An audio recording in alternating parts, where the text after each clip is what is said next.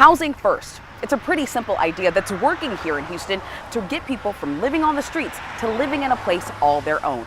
For the past 10 years, governmental agencies, businesses, and nonprofits here in Houston have all worked together to reduce homelessness by more than 60%. And they all agree it's because they put housing first.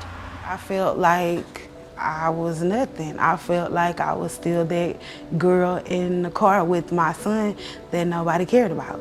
It hurt a lot. For nearly 2 years, Shalina Polke and her son lived in their car. Plenty of nights I cried when he went to sleep. Plenty of nights. Often forced to drive around at night instead of getting some sleep, just so she could feel a little safer.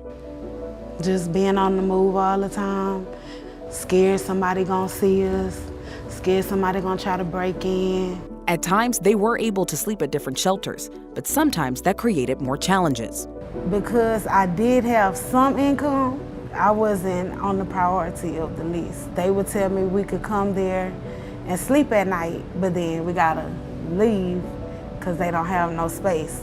So it was like, okay, go downtown, go sleep at a shelter and not have enough gas to get back to the north side to take my son to school. Finally, after calling for several days, she got an appointment with one of the hundreds of organizations in Houston's The Way Home Continuum of Care that works to provide permanent housing for all of their unhoused residents. I was there the next day. I did the application and everything, and she actually helped me get into a shelter until they completely approved me for the program. And probably like 3 weeks to a month, I was in my first apartment. Now, she's one of the more than 28,000 people who have gotten into permanent housing through this Houston area program that's reduced homelessness by more than 60% in the last 10 years. It meant the world to me, and I can't even explain it. That's like the biggest blessing I ever got. Mike Nichols is the president and CEO for the Coalition for the Homeless, the lead agency in the Houston area homeless response system. He says the key to their success is their decision to house people first. And the bottom line is who's most likely to die. Who's most likely to die on the streets, and they are housed first. That was a giant decision because there were people and entities and organizations that said, well, we need to house the people who are going to be most successful. And the community came forward and said, no, we're going to house the most vulnerable first. And when you say getting into housing, you don't mean just a bed in a shelter, you mean permanent housing. That's right. It's very important to understand that because there's a lot of misunderstanding. When we say housing, think of it as a three-legged stool.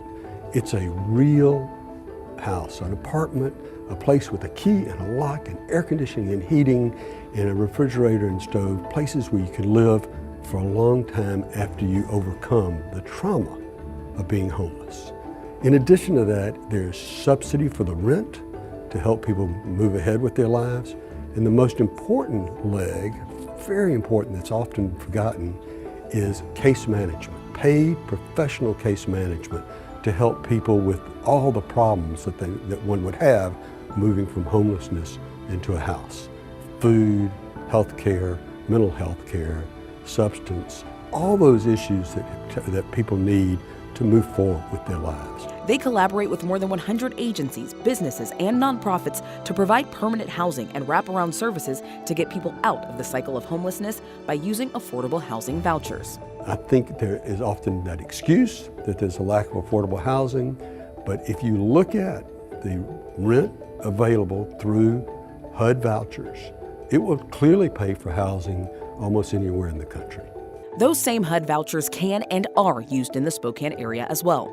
The main difference between what Spokane is doing and Houston is doing is the partnership, especially with landlords. And when you go to those landlords and say, let me tell you what we have here. Yes, these people may have issues, they may have criminal records, may have had evictions, but what you're going to get is regular funding to make sure with this rent subsidy, and you're going to get case management.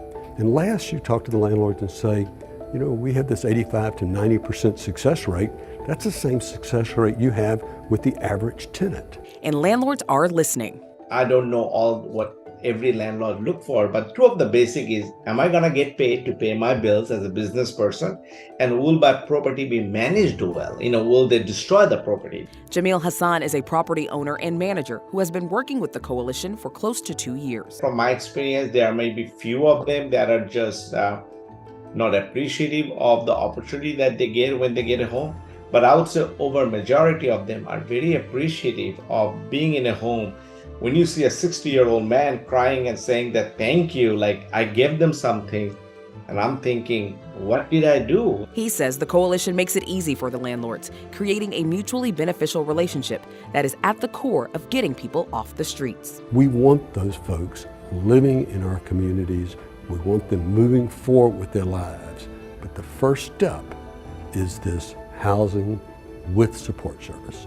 I come in here, I tell my oldest, like, wow, like, look, we had nothing now. Look, I got stuff to donate to other people now. One thing is clear, none of this is possible without affordable housing and community collaboration. If businesses, government agencies, and nonprofits can get on the same page, city leaders here in Houston say there's no reason why these same successes can't be duplicated in Spokane.